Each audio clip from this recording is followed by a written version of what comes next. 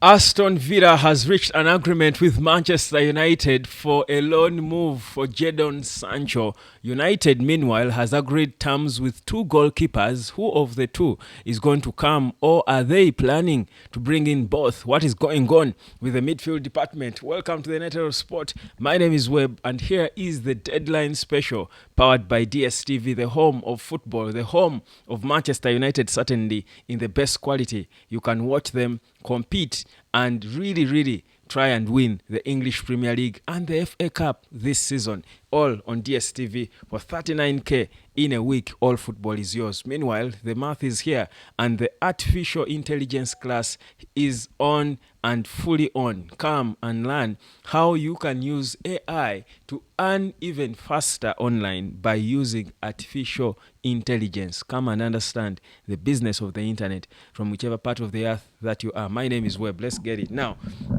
So what's going on?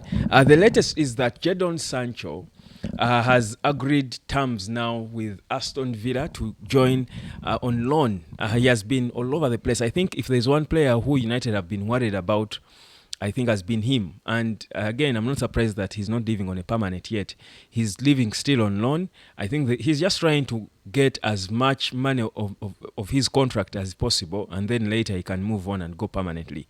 So I think for him it works. Aston Villa is a good team. He's a good footballer.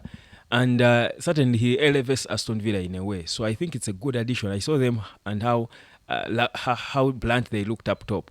They had no one giving them any sharp dimension to their game against Crystal Palace. And of course, add on the fact that they didn't have their goalkeeper Martinez in between the sticks. It was even worse. So they were blunt up top and exposed behind. You can imagine how terrible that was. So Sancho is a good player for them, and it's good riddance for Man United. Even if it's not permanent yet, him not being around Carrington is good enough already, and enough for us to celebrate. So it's a loan move, and that deal is done. Beautiful stuff. Antony too is finally done. His is permanent, joining Real Betis on a 22 million euro fee with add-ons of 3 million euros to make it 25, and then a 50% sell-on clause on any profit in the future in the event that Real Betis get to sell him. So he's already in Sevilla to finalize the processes to join.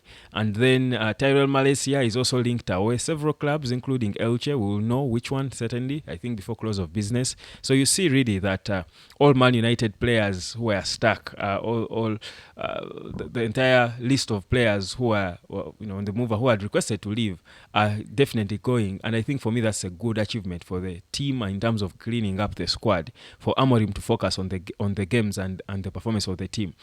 So as that happens, though, then we've got to talk about who is coming in, because that's where I think you're most interested. Now, the confusion is beginning to be glaring, if I would say. Manchester United have agreed personal terms with both Lammens and Emi Martinez as of now, as we speak. Laurie Whitewill of the Athletic has confirmed that United have agreed personal terms already with Lammens, but they have not yet agreed a fee with Royal Antwerp. Antwerp's asking price yesterday, I told you yesterday they named the price. I was yet to know the figure, but it seems to be now confirmed at 25 million euros. United valued this boy at around 16 million euros or 17 tops. So I think that is where they have been back and forth. I think that's what they quoted United, and it prompted them to look elsewhere. They feel probably paying 25 million euros for Lammens is way too high. They would rather pay 40, probably, or 30 something for Emi Martinez, who is more proven in the Premier League. For a goalkeeper, really, 25 million euros is a lot of money. For a kid playing in a Belgian side, really, who has not played any football in top clubs in Europe, really, 25 million, even 17 itself is too much. So you can imagine 25. So you get why Man United are hesitant probably to finalize that deal, even if Lammens is the first priority they want, and they had zeroed on. So now that's why things have switched. And now that Emi Martinez himself seems to be interested and has made it clear he wants to join Man United, I feel like it's going to be very difficult for United to back off Martinez and go for Lammens. I think even out of respect, but even for the player himself, I think this is a point where you try to push it in every possible way you can to make it happen, because it seems to be that Emi Martinez wants to join Man United. It's also a thing of, I think, success for him. I mean, if you failed at Arsenal and went at Aston Villa and you turned out to be a World Cup winner and a world-class goalkeeper at Aston Villa, and then you end up at Arsenal, and then you ball in this squad that is on a good transition, on a good road, you think it's a good story for him as he's edging towards his retirement age, because he's in the evening of his career. So for Emi Martinez, the United deal makes all forms of sense. It does make a lot of sense for Man United as well, because of his experience and personality, most importantly, and how he will lift up the dressing room. He's another leader again you're adding onto the team. Already you've got Bruno, you've got Maguire, who has captained the team before, you've got Delete, you've got him, Martinez in the back, you've got Cunha, who was a captain at Wolves. All these are leaders in the team, and the more leadership you have, the easier it is for you to handle the dressing room and have the right character and personality off and on the pitch. You can imagine in games, certain games United has lost because of a shift in concentration and focus and jitters. You think if there was a personality like Emi Martinez in between the sticks who will lift the team up on the pitch. So imagine if you have him, you have Lisandro Martinez on the pitch, and a game it comes crumbling. It's beginning to crumble on you. A game against a Mino, a small team, say like Grimsby, I think Emi Martinez will lift his team up and keep them calm, and because he has got that experience and character and personality to him. So for me, that's why of the two goalkeepers, since they have agreed personal terms with both, I think if it's possible for them to get either, it should be Martinez first. It should be Martinez first for me. But again, in Amorim we trust, at least we know there's a plan there. Now, the midfield plan is where all of us will certainly have questions and reservations and disquiets. I'm still not convinced that Man United will close this summer without even attempting to sign a midfielder. I feel like that would be, first of all, it would mean either all the other midfielders available are just not so bad, they're just so bad that they don't compare in any way to Baleba, to Carlos Baleba, that they have to wait for him next summer, and which that would be surprising. That what is that special thing about Baleba that no one else has? You would imagine, or it would mean that Amorim has trusted these young players he has got in this team, in Kobe and the Sekou Kones in the future, the youngsters, and the loaned Toby Collier, who was loaned to West Brom, that he thinks they can do the job in the future. And they have given him the time to gamble as they grow into the players he wants them to become, the Ugates and whoever.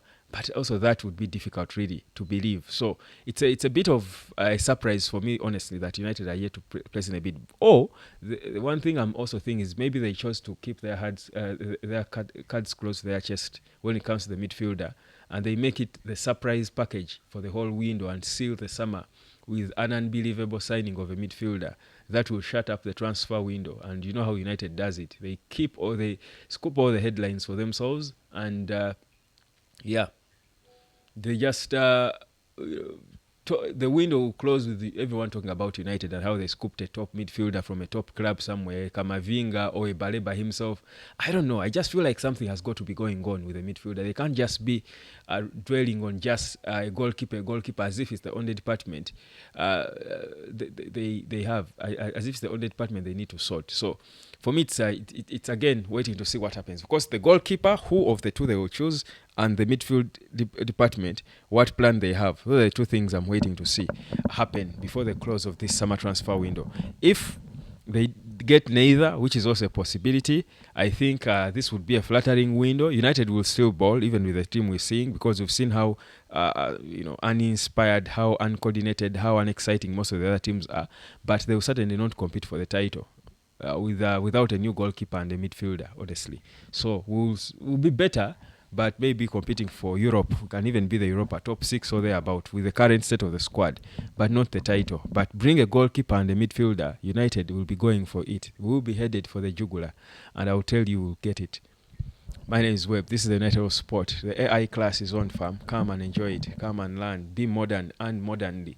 And earn, like a boss. Be nice, be smart, but earning your good money just by using your time on the internet. Well, just understand how the internet becomes money. So we are busier now. So many classes, the 1 hour class, but then also the week class, including the AI, is also on now for you.